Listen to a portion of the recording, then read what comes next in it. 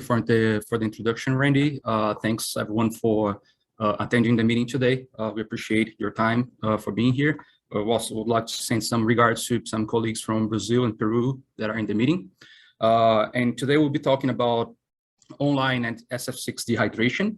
It's kind of a different animal from what we had in the previous presentation with oil insulated equipment. This one is for ways to do with high moisture in gas insulated equipment, basically the ones with SF6.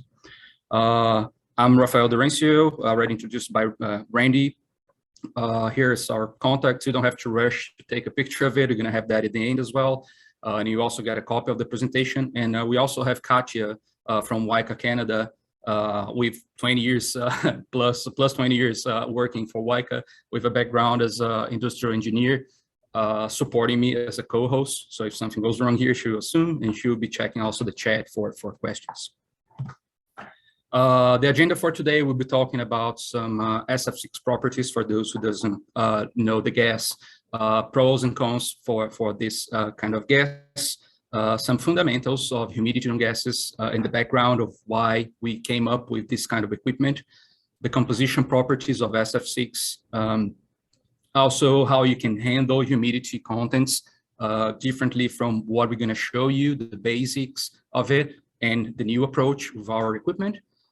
Then we go for the online dehydration systems in details and some results that we got in the field.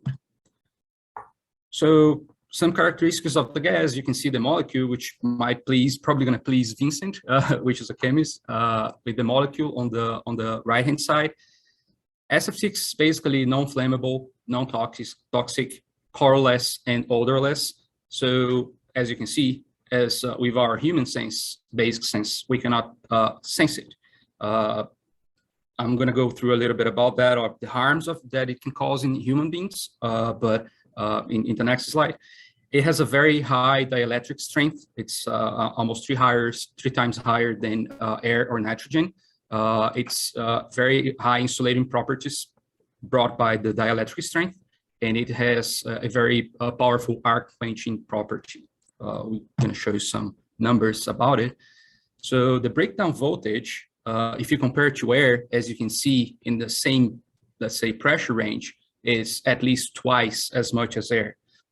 That's why it's one of the SF6 is one of the biggest choice or best choice for your gas insulated equipment. You can have a much smaller footprint with SF6 when compared to air at the same pressure. And when you move to the arc quenching capability, you can even start the discussion at a let's say pressure of 1 bar. You have over 125 amperes in quenching capacity, while with air you have, I would say, not even 2 amperes. So you can see the strength of the gas for this kind of application. However, it comes with some cons. And the biggest one is that SF6 is the strongest greenhouse gas worldwide. It has a CO2 equivalent of 23 tons, which is basically 1 kilogram of SF6 is equivalent to 23 metric tons of CO2 if you put that in the atmosphere. It also displaces oxygen. It's 6 times heavier than air. So although it's not toxic, if you're in an enclosed environment and there's a leak, being heavier than air, it's almost like a liquid that pushes all the air upward. And if you enter to that room, if you enter to that space, you're probably going to suffocate because there's no air in the area. That's why it's important to monitor any kind of leak. And also, it can become contaminated. Although it's a very stable gas, in the presence of high energy, or let's say inside of a breaker, when you open it and you provide energy to the gas, it's going to split up the molecules. And if you have other compounds around it or other chemicals like air or water, humidity, it's going to recombine into nasty stuff that can affect your equipment. We're going to go through the details of that. Those decomposition products are toxic to humans and will definitely damage the expensive assets that we're talking about. That's why it's very important to handle SF6 correctly and safely. Going through a little bit about its toxicity, the gas, as I mentioned, it by itself is very stable. However, if you have humidity in there, the recomposition of it will create an acidic atmosphere with SO2, HF, which leads to corrosion of your equipment and also decrease the dielectric strength of it. Ultimately, it can cause your equipment to be gone, and it's a huge damage to your capex. As you can see, it can damage your equipment in equipments that it may exceed millions of dollars. You can have also, well, you're definitely going to have a power outage if your equipment is down, and that can pile up to many millions. And also, you don't want to have around where human beings will be working the toxic substance caused by the decomposition of the gas. Some examples here. We're going to show some breakdown of the molecules later. So the higher the volume or the volume fraction of water vapor or the humidity you have in your gas, the more decomposition products you're going to find in there. Going through a little bit about the decomposition. So if you have a perfect scenario, just SF6 in your equipment, once you open your breaker, there is a plasma, there is energy to the molecule, as you mentioned. It's going to split up and it regenerates. So it's the perfect scenario. You have some other reactions in there, but it's negligible. So basically, you have your gas regenerate. However, if you have impure SF6 or SF6 contaminated by either air or humidity, water, those O2 and or those oxygen and hydrogen molecules, they're going to recombine with your SF6, and you can see the breakdown of the chemicals you have here, especially the acids that you have. They're going to start to attack the parts of your breaker, and it's where you don't want SF6 to be recombining with the party crashers, as Katja was saying the other day, as oxygen and water in your SF6 compartment. But you can ask us, or you can ask yourself, how do you get humidity inside of your equipment if it's a sealed compartment, you fill it up with pure SF6, and that's stable for years and years, but after 10 years, 15 years, you start to see humidity in there. There are a few ways for water to go in. As we know, the water molecule is quite small, it goes through anywhere. So basically, it can happen through a few different ways. We're going to start talking about what we call adsorption and desorption with a D letter. So basically, adsorption and desorption is the movement of water molecules that goes from the walls of your equipment to the gas. The higher the temperature you have, well, in a stable temperature equipment, you don't have that kind of exchange between the molecules that are on the walls to the gas itself. It's balanced. But as you change temperature, if you give energy to your equipment, let's say caused by sun heat, those molecules, they start to get agitated and they desorb, or they move from the walls back to the gas. You dissolve more water, more humidity in your gas. As the temperature cools down, those molecules, they go back to the walls. So that's intrinsic of your equipment. You always, or almost always, going to have some of that in your equipment. If you remove the whole gas to treat it, some particles, some water will still stay on those walls unless you treat it over and over. And the bigger the surface you have, of course, more molecules are absorbed. We also have a process called absorption with a B, and that one is mostly related to the porous materials that you may have, like the gaskets in your equipment. So the molecules, they will go from your external environment to the internal environment due to a gradient of dryness, I would say. So you have very dry gas inside of your equipment, and outside of it, you have, let's say, air, which is humid. The molecules will tend to go from the humid gas to the dry gas. That movement is called permeation. So the absorption through the porous material will bring these molecules of water from the outside to the inside of equipment.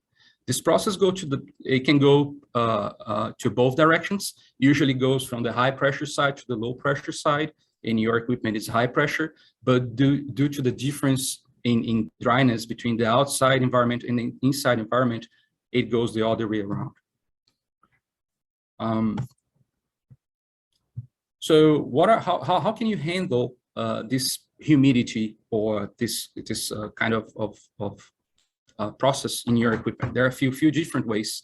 The first one is replacing the gas of your insulated equipment. So you had your equipment for years and years, and humidity got in through, let's say, the gaskets, and now you have a very high humidity gas. You can take all that gas out and put new gas in there. The problem with that is that all the water that is on the walls and on the desiccants will move from those areas back to the gas. And after a few weeks or months, you might see your humidity values to the same level as it was before. You can do that regularly, but that's going to have a cost. And you also have to stop your equipment. You have to put it offline to do that exchange. You cannot remove SF6 from live equipment. You also can retrofit new absorbers kit inside of your equipment, and that's going to cost a lot because you're going to have to, once again, put the equipment offline, open it up, and do the whole retrofit. And you can also regularly filter the humid gas and put it back to the gas insulated equipment. This also takes time, and you have to put your equipment offline. So this is the traditional way to keep your humidity low. You check from time to time, so a time-based measurement. From time to time, you go with an analyzer. You can see it down here on the right, measure the values that you have in there. If you have a certain threshold, you stop the equipment, put it out of service, recover the gas through a gas handling equipment. You can see one of them, a gas cart here on the right. You change the absorbers material because they're going to be humid, fill with new SF6, and you put the system back in service. As you can see, the equipment is going to be off for hours, if not days. And you have to spend with new gas as well to put back to the system. And it's time-based. And between now and the next time you do another gas analysis, you have no idea of the conditions of your gas. Our innovative way to keep humidity low on the gas insulated equipment is based on some sensors monitoring the equipment online. We talked about digitalization today in the previous presentation as well. So we're going also to that direction. So with a transmitter up here, you can measure density, you can measure humidity, all that online. You don't need to wait 6 months or schedule a gas analysis every year or every month. Continuously, you'll be seeing the humidity of your equipment. And once the equipment sees a certain threshold, much lower than the one you could have had before, you can act faster. And you don't have to put your equipment out of operation. You can connect to the gas online dehydration unit, the GIG 2000, for example, and do the whole process. The basic process is pretty simple. The unit is going to connect to the breaker or to the GIS, the gas insulated equipment, and you're going to set some parameters of pressure where it can go down and not reach alarm. So the unit will take a little bit of gas, will recover a little bit of gas of your equipment. It's going to filter it through a double filter system, dry it, and put it back to the system. It waits for a while for that humidity to get stable in the new gas or the recently filtered gas, and then it runs the process again. So you don't have any downtimes, you reduce the costs, and you improve reliability of your equipment. The dehydration process is fully automatic. You don't need anybody there checking the equipment. And it has to be because it's a process that takes hours, if not days or weeks. And you're not only drying your SF6, you're also drying the compartment itself. As we mentioned, all that humidity that would be on the walls or on the desiccants they will move to the drier area of your breaker, which is now the gas that you just filtered. So this is a graph showing how the process works.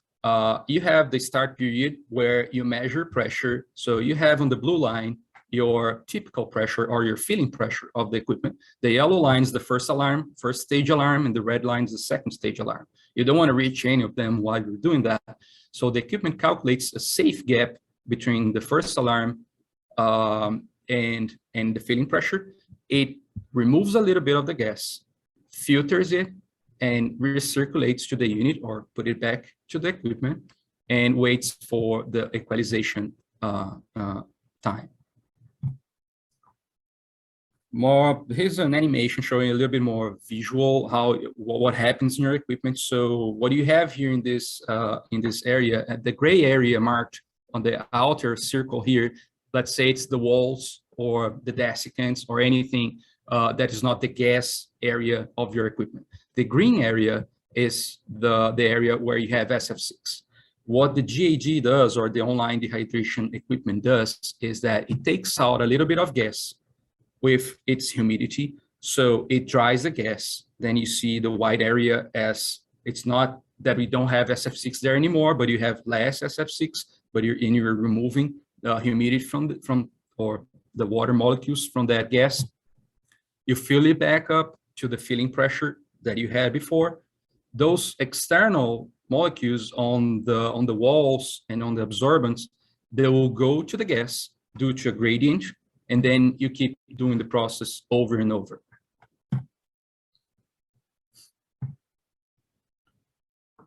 So we want to show a little bit of a real life data that we have, or real case scenario, and the sustainability of the dehydration process. Here you see a cycle that is taking, I would say this one took almost a full day, where you can see a certain frost point here, or the dew point. In this case, we're talking about 9 degrees Celsius, something around 1,000 ppm, or way more than 1,000 ppm. It's a very high concentration, over 2,000 ppm here. And then we started the process. As you can see, every slope, every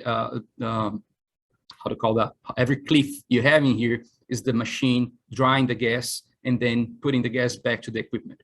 It waits a little bit. This is the stabilization or the stabilization process, and then it dries it again. And those cycles, they take usually 30 minutes or so. And as you keep doing it, you dry the gas more and more until you reach a set point. In this case, it was set for minus 30 ppm, around 300, minus 30 degrees Celsius, which is around 300 ppm. This is the same graph, but continued. Once the equipment reaches the set point, it stops, right? And we have something called run after time, which is a time that you're going to wait for your equipment with the recently filtered gas to equalize with the whole system. And this is when you're going to have most of your humidity from the walls, the desiccants, and anywhere it could be, to go back to the gas and move up. So you're going to see a higher concentration here than what you had in the end of the process, but this is not because the process didn't work. It's because your compartment is humid. And imagine that if you had taken your equipment out of service, removed all the gas, put brand new gas, very dry, all this humidity that is building up or going back to the gas would go to your new gas. And after a few months or weeks or even days, you could have your brand new gas already humid, and you would have just thrown away money on new SF6 that you have to replace again. So in this case, we wait for a few hours or days, depending on the characteristics of the equipment, and we restart the process. As you can see, it takes much less time than before. Here we had almost a day, and here we had like half day to reach the set point again. And what you're going to see here is that every time you do it, this slope here will be lower and lower. So that means that you're drying the whole equipment and not the gas itself. If you see the very extended graph of it, you're never going to reach back to the level that you had here. And every time you do this, it's going to be lower and lower. That's where you get the sustainability of this process. So you have beginning of the process. I forgot that I had the animation to help me. The dehydration process active here. The equalization time. The process will restart automatically. And that's it. So we're going to talk a little bit about safety, because you might be asking yourself, if you are taking gas out, how can you make sure that the equipment will not fail? And what do you have in your system to protect anything from happening? So we do have a SIL2 equipment certified by TUV in Germany. The way to achieve that is that we have not only the PLC to control the whole equipment, we also have a safety PLC overlooking all the other steps of this process. So if something happens, there's a valve right here at the tip of the equipment, for example. Let's say that you have a leak. We have a leak detector connected to the safety PLC that once it detects SF6 in the environment, it will stop the machine, send an SMS to the operator, and close all the valves. Then you don't have anything going on in your environment. Your breaker won't lose enough gas to reach alarm, and you're safe.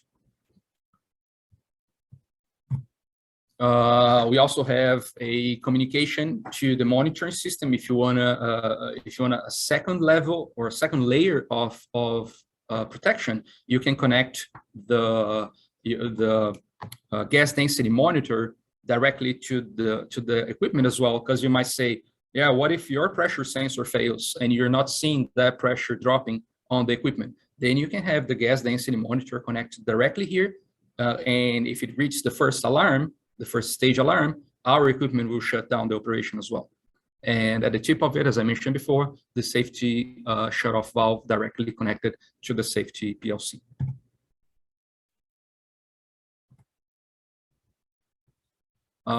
Here, we just wanted to show you a little bit of the interface that you have with the equipment, especially this screen is quite, this screenshot is quite interesting. You have, you can see here where in this particular case, we gave the input for the equipment of a filling pressure of 6 bar, absolute, a first alarm at 5 bar, and a maximum pressure of 7. So the GAG calculated on top of the volume of the equipment, because it does some volume estimation as well, it estimates where it can go and take gas out, and also put some more gas if needed to make the process more efficient. And in this case, it is going between 5.5 and 6.5. It's not a set value. You don't have to think about it. The machine does it for you. And every time you restart the process, depending on the conditions, temperature, actual pressure, volume, it's going to recalculate. It takes just a few minutes and make sure this process makes sure that you are safe to operate the equipment. Also mentioned before, you can have as optional a GSM module on the equipment, where anything that happens to the unit, the process is done, something went wrong, or you need more gas in your internal tank, you need to change the filters because it's saturated, you're going to get a message in your phone, and then you can go there and act. Here's some test results, few test results, as you can see, connected to a GIS back in Germany, with a voltage level of 110 kV. Total volume for this compartment was 40 liters of gas. It's a current transformer. They had a filling pressure of 1.9 bar, around 15 psi G. It's quite of a low pressure here. Very high humidity. The acceptable value here for humidity is 750 ppmv. So they dried in just 6 hours from 4,500 ppmv or 4,500 something ppmv down to 800 ppmv. We also did some tests in phase. So you have 3 phases connected to the same equipment, drying at the same time. Of course, the process is a little bit slower, less efficiency because you have much more gas volume, but that can be done through a manifold valve, for example. And even on this one, 21 hours later, the humidity was really way down, 10 times less than it was before. Of course, you cannot stop the process by then. As we've seen before, once you stop it, it's going to move back up, probably not going back to the 8,000, but you have to do the process over and over, like a dialysis, I would say, up to a point that you can stop doing it for a very long time. That's it for today. Here are our contacts. My email, Katya's email as well for the Canadian market. Yeah, I'm open for questions. Sure. Gagan Deep, he's writing one. Does the GAD work both for indoor and outdoor GIS? If GIS is located outside, does the GAD need to be located inside? It's better to be in the same temperature as the equipment. Otherwise, you have some temperature difference, and we have to compensate that. So the best case scenario is when the equipment is at the same temperature, the GAD is at the same temperature as the equipment. But to be straightforward, the answer, yes, it can be used both outside and indoor or outdoor. We just have to take some precautions outdoor because the unit, as you can see, it's quite open. It's not IP65 or something like that, or 50 something, 54. So we have to cover the unit and make sure that no rain or anything will come in contact with the unit.